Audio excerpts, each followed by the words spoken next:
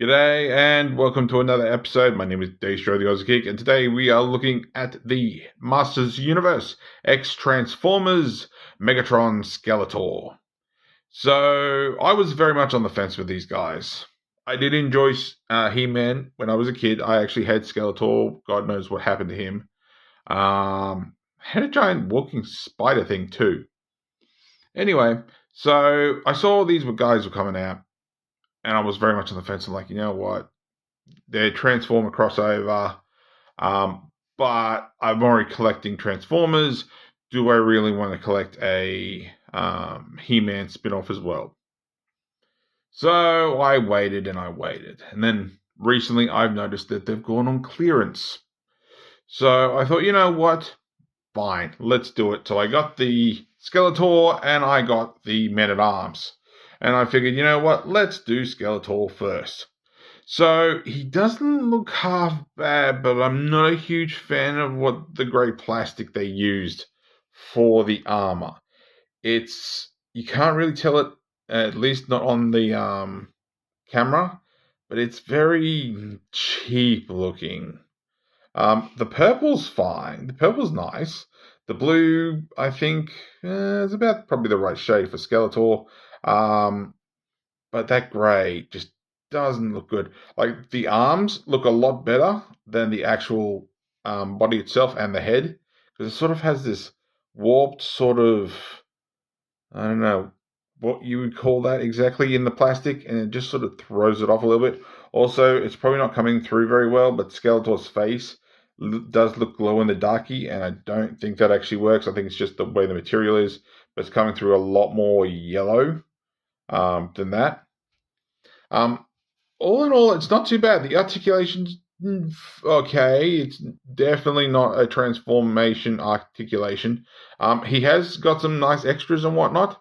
My biggest problem so far is the fusion cannon merged with the Havoc staff. So you use this port here to plug onto any one of these. So you can have it sideways like I had it, or you can, say, straighten his arm out and, probably articulate it properly and a bit better. But basically put it however you want it. That is either too thin or that is either too wide. I don't know if you can actually see that. I'll put the camera on, the light on. This doesn't have enough friction. It'll sit on there. It will friction on there. But the moment you touch it, it will fall off.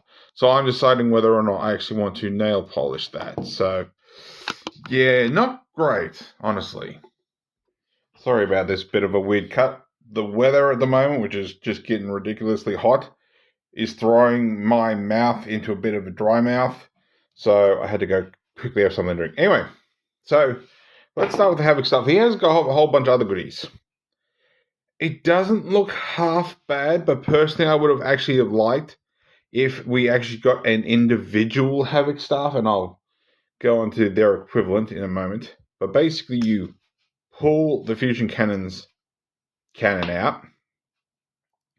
You'll look at this and think that the mouth moves. It doesn't.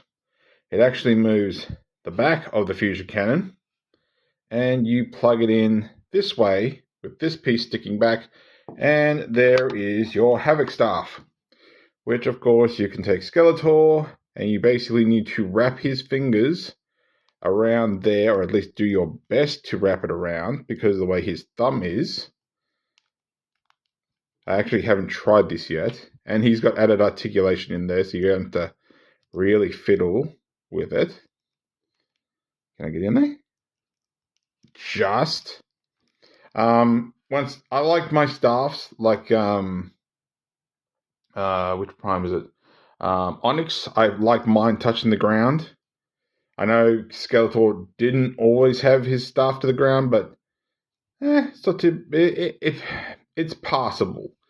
His actual articulation strength isn't half bad, so he can hold things. But yeah, I'm really worried about that thumb and that wrist. Actually, while I'm thinking of it, so I don't obviously collect the other He-Man figures, but I got this in my box. Now, there's this one here, and there's one for Man-at-Arms. and it tells you the detaching point, things that detach. And I do not feel comfortable with any of it detaching. Like, it's easy enough for the shoulders. Like, there's a couple of pegs, just pegs and ports. And providing you don't mind flexing the plastic, you can get that off. But it's telling me, if you look at it, let me try to get his shoulder back on. Get on back on me. It's not hard to get on, it's just awkward the way I've done it. And like I said, you're flexing plastic, and that's not very thick plastic.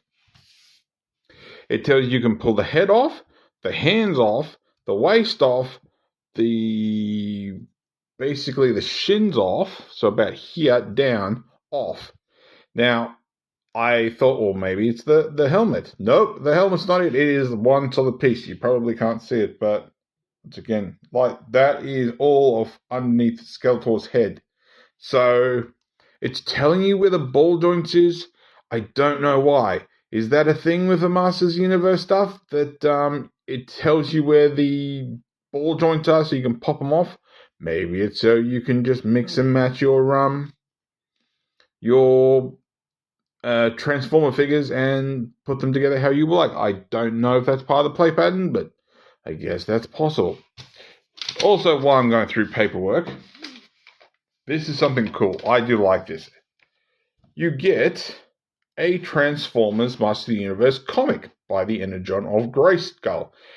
Now, I don't know if modern He-Man does this. I would assume, considering we've got this, that they do. But at least back when He-Man first came out, to get over what the story was in the before the show was a thing, they gave you packing comics, little ones like this. And basically, that's how you learned about the characters. You learned who was the good guy, the bad guy, yada yada. Eventually, other companies would do it, but then, of course, they go to DC and Marvel to do it. That's why we had a lot of Transformer Marvel stuff, because basically Transformers said, or Hasbro said, look, Marvel, make us some comics, so explaining the toys, and that's why we've got the Marvel UK stuff, and then we've also got the G1 cartoon. Now, I won't go through all the comic, but the basic premise is something, I'm not quite sure exactly what it was, got ejected onto Eternia, and basically they used that to combine with statistics. Details for basically Megatron, Bumblebee, Optimus, and Starscream. Now, this is my favorite panel. Is this one right here, which is basically mimicking the 86 movie where Megatron shot Ironhide in the head, blew his head off.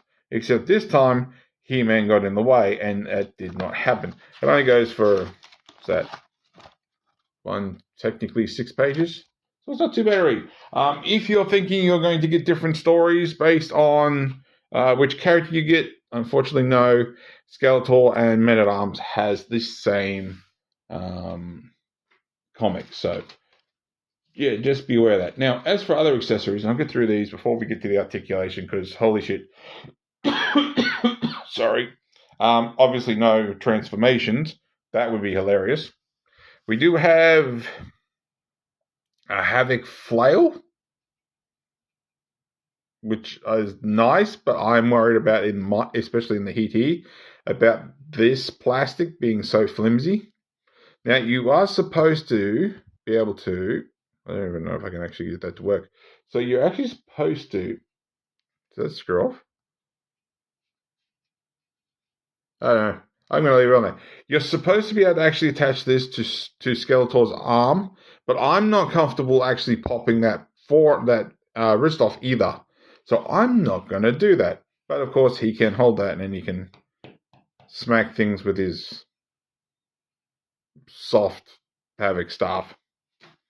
And then, of course, we have his sword, which I don't know why that's got a port. Maybe, oh, that's probably what it is. It actually plugs on his back, which I suppose is your Havoc/sword.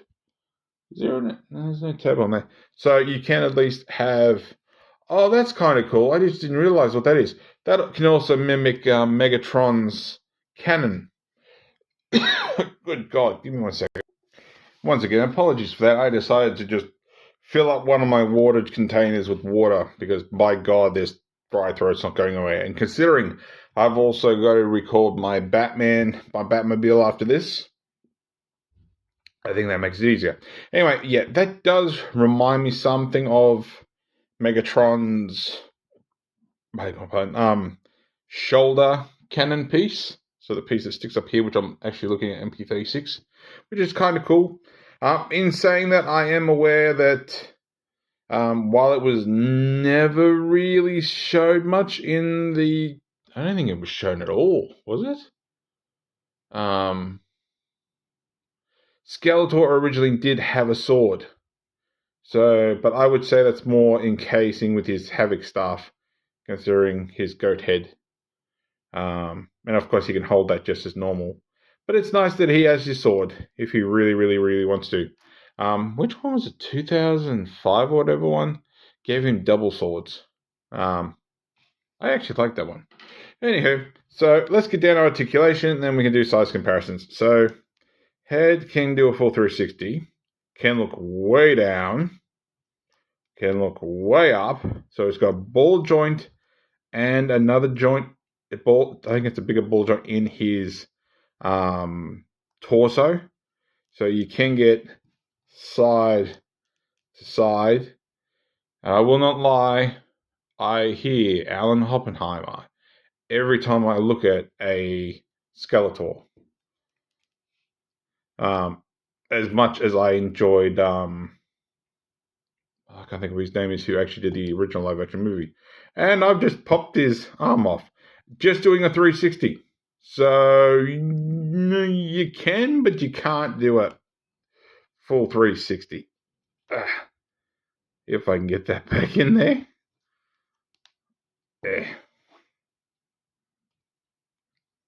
So I think is it more down? That's like really weird how that situates. So, all right. So you can do a full 360. You got to pop that joint, but the problem is that shoulder there. If I take off that, that's fine. But that rubbing against his shoulder joint actually pops it off. So, yeah, that one's just come straight off as well. So, just beware of that.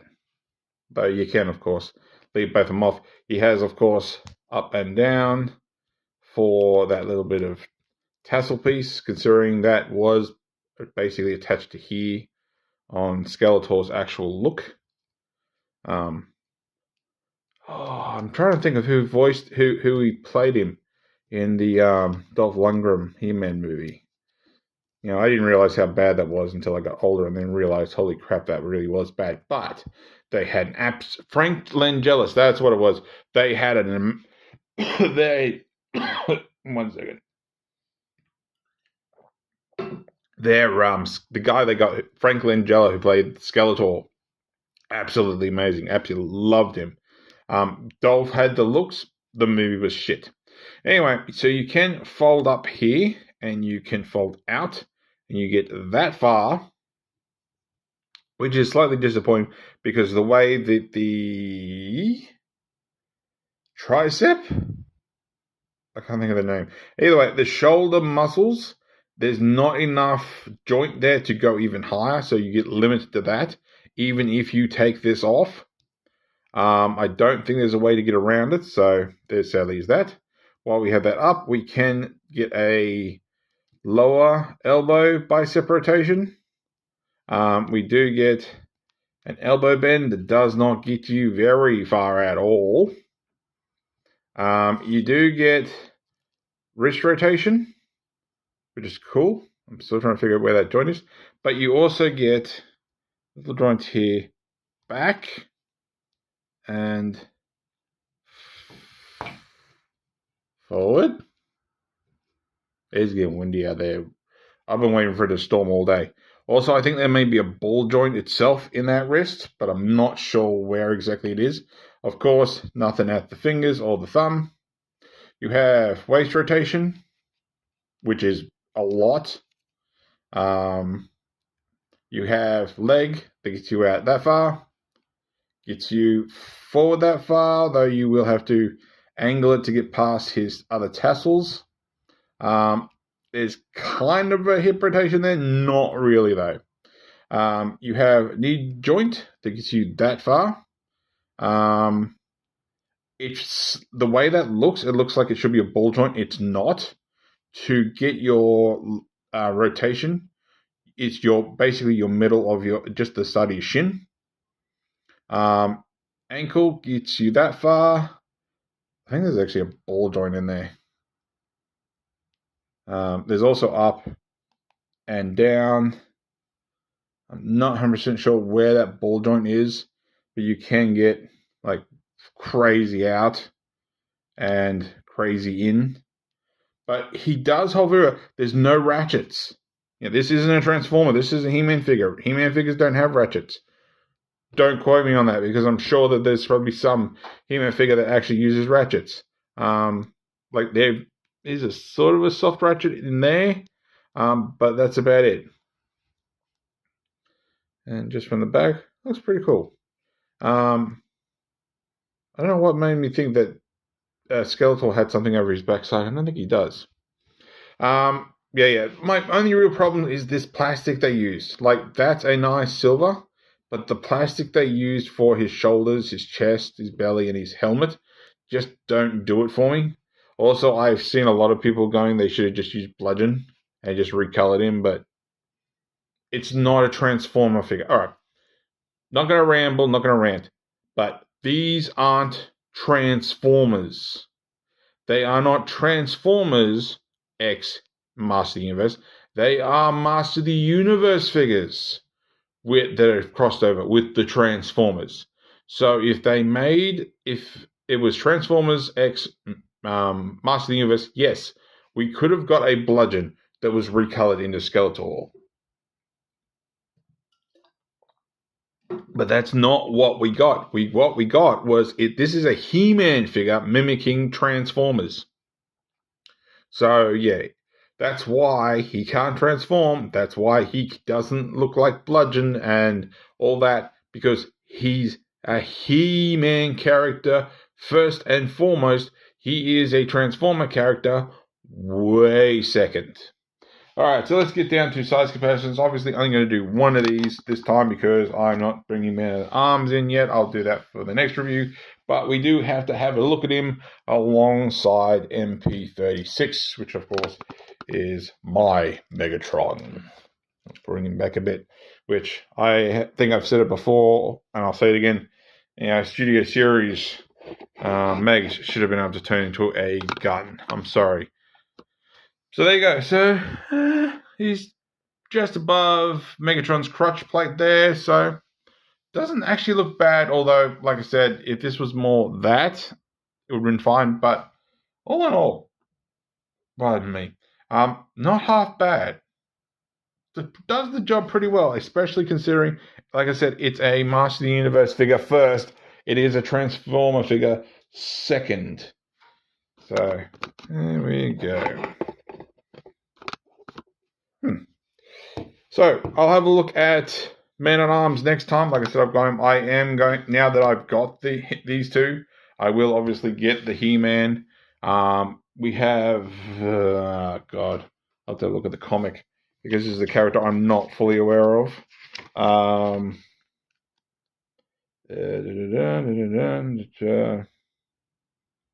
So Scareglow merges with Starscream.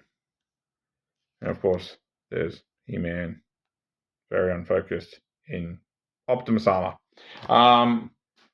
Okay.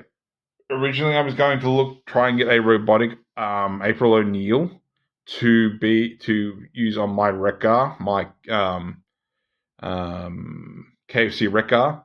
Now, I either want a Skywarp Evelyn, or I know they'd use RC probably for RC's colors for Teela, but I'd actually prefer them to use Lita's. I reckon that would turn out better. But I guess we'll wait and see how that happens. So, if you like this video, give me a thumbs up. If you didn't like this video, give me a thumbs down. I promise you it will not hurt my feelings. Subscribe, ring that bell, leave me a comment. And apart from that, thanks for watching. I'll catch you later.